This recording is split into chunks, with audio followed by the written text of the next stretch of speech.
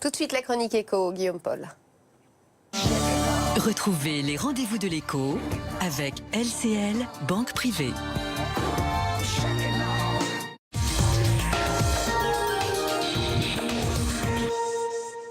L'édito éco avec vous, Guillaume Paul.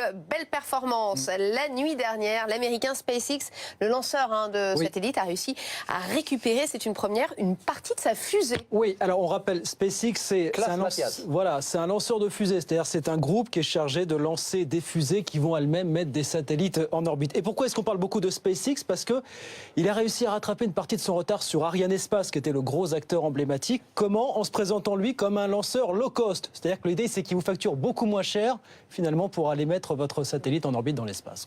Mais donc, question, comment fait-il pour facturer beaucoup moins cher? Alors lui, son truc, c'est de dire, bah voilà, une fois que j'ai mis un satellite en orbite, ma fusée, l'idée, c'est qu'elle redescende sur Terre. Pour la récupérer, pour pouvoir lancer un autre satellite dans la foulée, parce que ça coûte très très cher de construire ces fusées aujourd'hui, et c'est dommage parce que ça sert qu'une fois.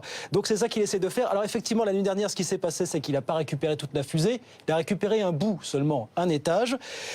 Il l'a récupéré dans l'océan Atlantique, donc c'est une première étape. Mais pour vous dire à quel point il croit en sa technologie, c'est que déjà, il commence à casser les prix. C'est-à-dire qu'aujourd'hui, quand vous passez par SpaceX pour lancer un satellite, vous pouvez négocier aux alentours de 50 millions d'euros. Prenez Ariane 5, c'est en moyenne 3 fois plus cher, aux alentours de 150 millions d'euros. Donc vraiment, il y a un grand écart aujourd'hui entre les deux acteurs. Et pourtant, Arianespace n'essaie pas vraiment de réagir.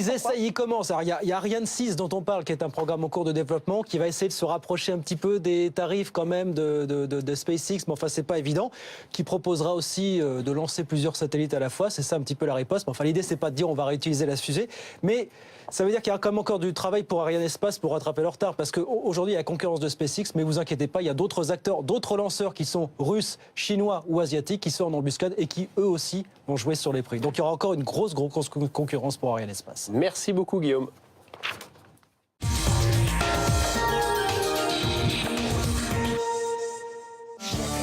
C'était les rendez-vous de l'écho avec